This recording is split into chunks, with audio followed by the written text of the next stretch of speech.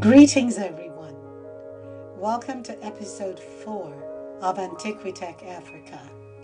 Today, we continue to explore Rubaga Cathedral, the interior. The question that we have been exploring is, was this Gothic cathedral really built in colonial Uganda? Rubaga Cathedral in Kampala, Uganda, was built on land that was owned by Kabaka Mutesa, the king of the Buganda tribe. The Kabaka persecuted and even killed nearly 50 Christians from 1885 to 1887.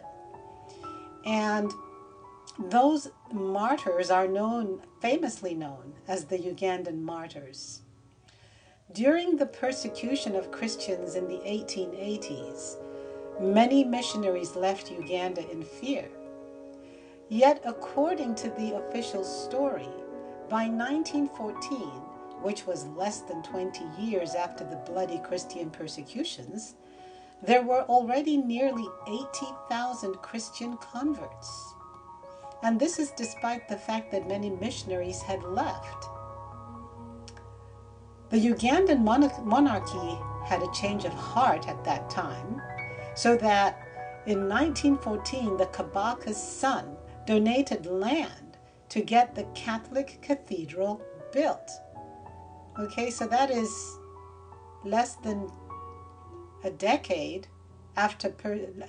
couple of decades after persecuting Christians, that the Kabaka suddenly had such a change of heart that he even donated land for the construction of this cathedral. That's the official story, and it may be true, but it sounds rather dramatic. Here's an aerial view of the cathedral in present-day Kampala. And this is the view of the outside of the cathedral. And this is the page of Wikipedia that gives us the official information, well, Wikipedia's version of the official information concerning the building of this cathedral. Okay, so Wikipedia's construction story does not give us the dimensions of the cathedral, nor does it give us the construction materials.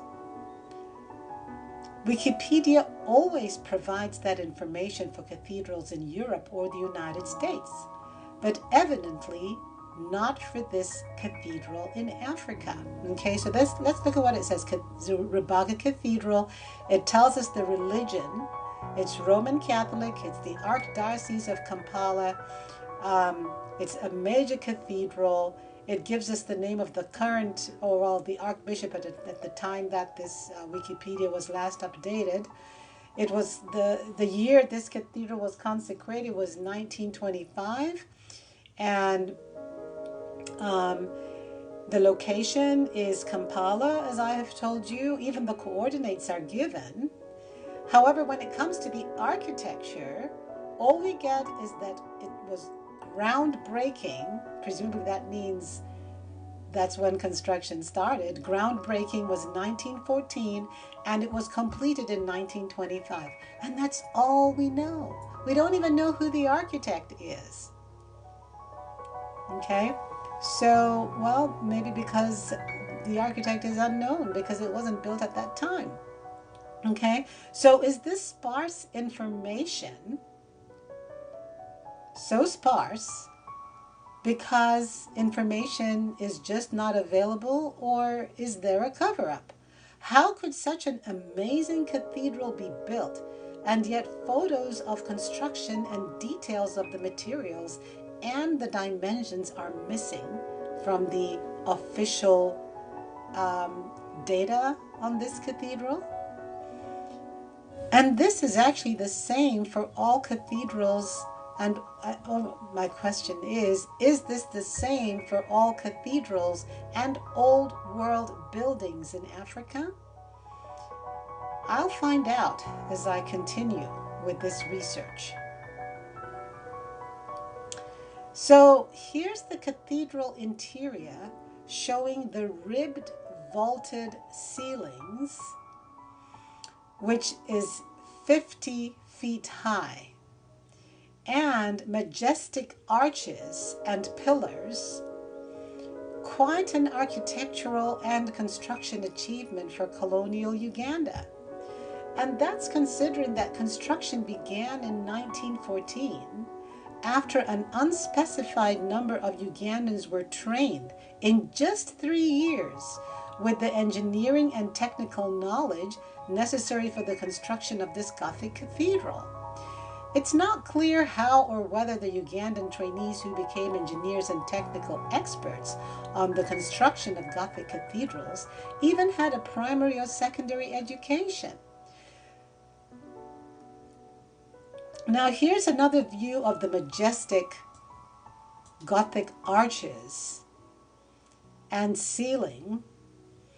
According to Wikipedia, the interior of this cathedral resembles a typical Gothic church with a nave and 2 lateral aisles. The proportions are Gothic, a long narrow nave, extremely high ceiling and columns, which rise up to pointed arches. Okay. Again, the ceiling height is 50 feet, and it's a massive structure seating 5,000 people. Consider the complex relief designs in the vaulted ceiling, and that's right here. Okay. I hope you can see these designs that are inset here as a relief in the vaulted ceiling. Could this mean that the original ceiling was metal, later painted over with white paint? And could the metal beneath be gold? And why I say possibly metal is that I have often seen design and relief of this nature done on metal. So it seems to me that the original ceiling was possibly metal, possibly gold, maybe copper. A lot of old world structures had copper materials as well. Okay, so with the limited skills and labor available in 1914, how did they find artisans with the skills to carve these designs into a 50-foot high ceiling of a cathedral that was big enough to seat 5,000 people?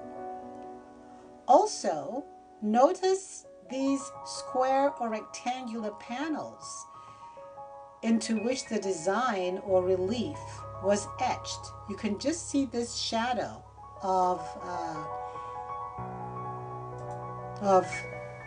these panels into which the relief, and it's a rather intricate relief design that we're seeing here. So it's really quite interesting and hard to believe that in addition to all of the other demands on resources, they were able to find artisans to do this. Okay, here's another close-up of the roof,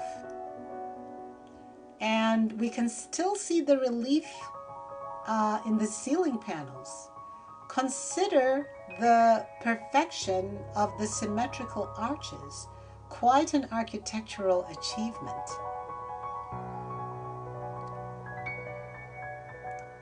Here's another view of the arches and the perfect symmetry. The perfection in the design is really quite astounding. So what does it take to build a Gothic cathedral? Here's some wisdom from Wikipedia about that, okay? The construction of Gothic cathedrals was an ambitious, expensive, and technically demanding aspect of life. And that was in the Middle Ages, okay? Gothic cathedral construction required substantial funding, highly skilled workers, and engineering solutions for complex technical problems. And here's the linchpin. Completion of a new cathedral often took at least half a century. Okay? Well, Rubaga Cathedral only took about 10 years to build. Granted, Rubaga is not as complex or as large or as high as far as height, because some of the Gothic cathedrals in Europe are 300 feet high. The Rubaga ceiling is just 50 feet high. The towers are about 100 feet high, I would say. Okay?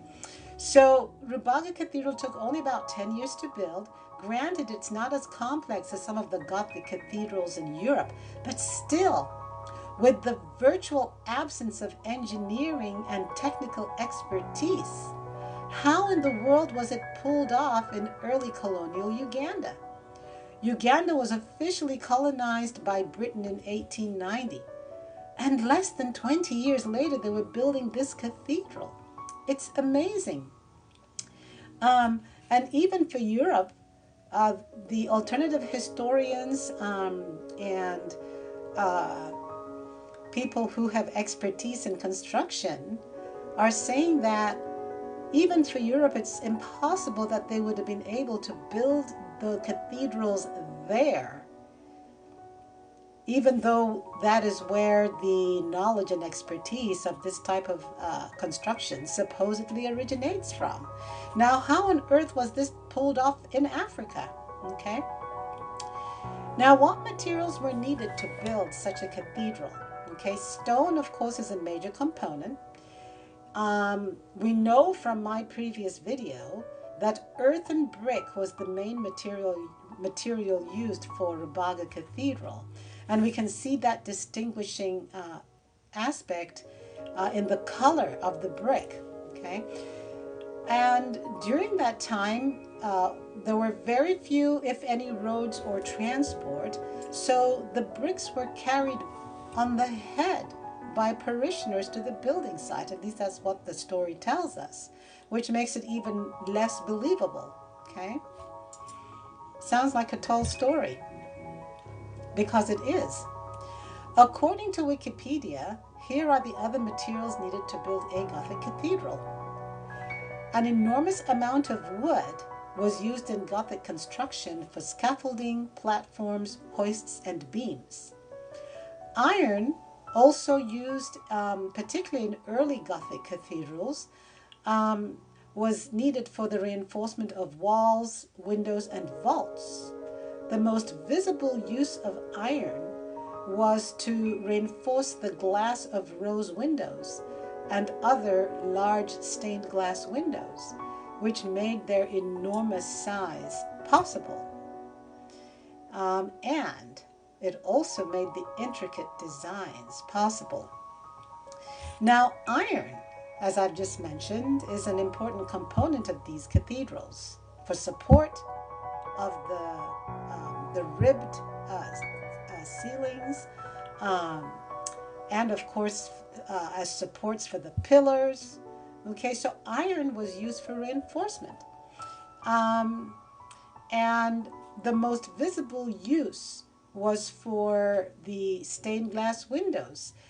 But iron ore was not even mined in Uganda in the 1920s. So where did they get the iron from?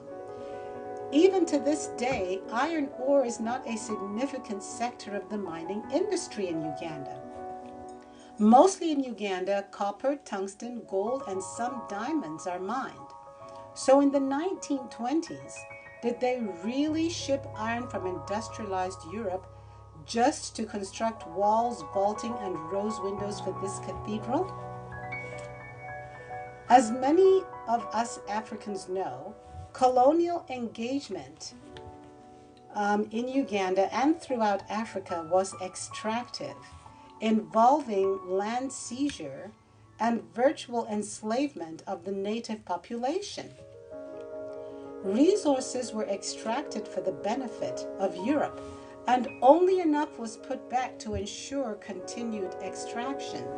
So it is entirely hard to believe, even if missionaries were bent on converting the savages in a cathedral, okay, it's entirely hard to believe that they would expend massive amounts of money and resources, imported marble and metal sheets, and installed a massive organ, and expended other resources just for the construction of a Gothic cathedral in an African colony.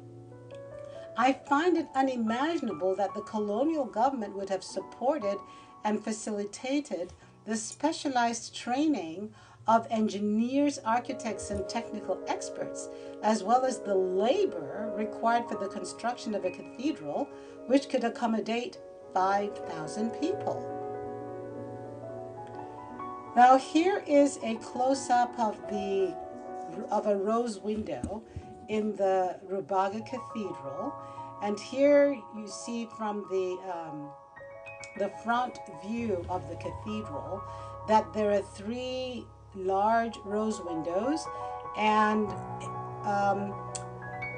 half rose windows above each door as well. So there's quite a bit of that, as well as stained glass windows within the church. So here's more from Wikipedia about the challenges of building a Gothic cathedral. One of the most complex steps was the construction of rib vaults, which covered the nave and choir.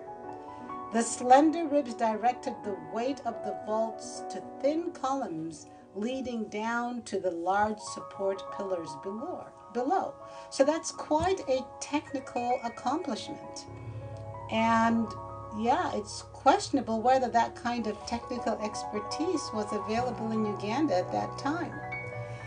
The process of building required a team of specialized workers. This included hewers who cut the stone, the posers who set the stones in place, and layers who cemented the pieces together. These craftsmen worked alongside the carpenters who built the complex scaffolds and models.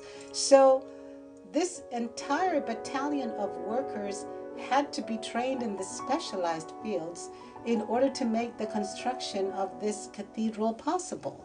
And it's really hard to believe that they were able to do that at that time. There is a massive organ in Rubaga Cathedral. Okay, so here's a picture of this organ in the Rubaga Cathedral. Organs are typically found in Gothic cathedrals, okay? This very special type of extremely large organ is found throughout the world in these Gothic cathedrals. Now, according to the official story, the organ was installed in the cathedral before there was even electricity in Uganda. So, because there was no electricity, they used air to play the organ. Okay, now that's the official story. The entire cathedral was completed in 1925, well before electricity even came to Uganda in 1930. Okay, the nation was not powered until 1930. So all the engineering and technical precision required for the 50-foot-high arches and ribbed vaults and pillars seem to have been done by hand. Without electricity, even the metal needed for the precise positioning of all these ribbed vaults and arches, all of that was done without electricity. It's really amazing. So even with skilled artisans, all of that would be virtually impossible to do without tools powered by electricity. In fact, even today, with all the power tools and technical expertise available, constructing a Gothic cathedral in the old world style is virtually an impossible proposition. We just don't build them that way anymore. Construction experts here in the United States have been studying these buildings, and they're saying they cannot build buildings like that today. Okay? Because we can't build them, we don't build them. Okay?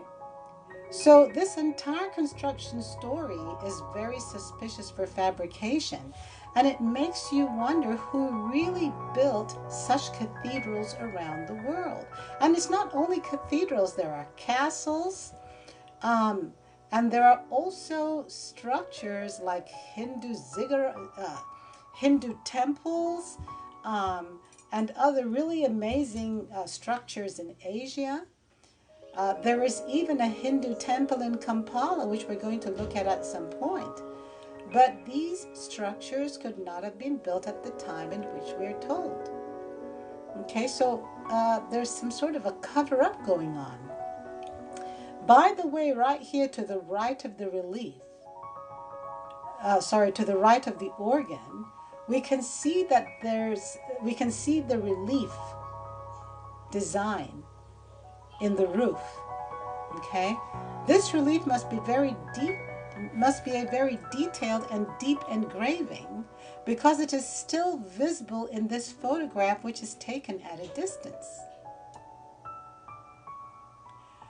And so it is very clear that this cathedral simply could not have been built during colonial Uganda. The evidence suggests it predates colonialism. It was already there before the European colonizers arrived. The official construction story is clearly a fabrication. Why is there a cover-up? What is being covered up? Why are we just not told the truth about the origins of this cathedral and other such buildings around the world? Well, I certainly have my understanding about the origins of this and other such buildings, not only in Africa and around the world. Alternative historians are avidly studying these buildings, but the African cathedrals are under-researched. So I have made it my mission to bring this to the attention of Africans and others who are interested around the world. Something extremely disturbing is going on, and you can find out more about my thoughts on that on my Bitchute channel. I'll put a link in the description. I invite you to continue to follow me on this channel on YouTube as I continue my research into more of these buildings around the African continent. And I encourage you to do your own research as well. Make your own inquiries. Don't simply believe what I'm telling you. It's critical to ask questions and to dig deep. Accept no one else's version of the truth. That way you will see for yourself whether there in fact has been a major cover-up, not only of Uganda's history or Africa's history, but modern history of the entire world. Okay? And if you can see that there's a cover-up, then you can probe into the reasons why. You may discover, as I have, that the reason for the cover-up explains what is happening in the world today. If you have any photographs of these cathedrals and other old world buildings that you have taken for yourself in Africa, or if you have the opportunity to go to one of these buildings and take photos in the future, I'd love for you to email them to me. My email is in the description box. And I'll just mention here, to make it easier for you, that it is entertheark21@aol.com. So please email me photographs, and I would really enjoy interacting with you as well.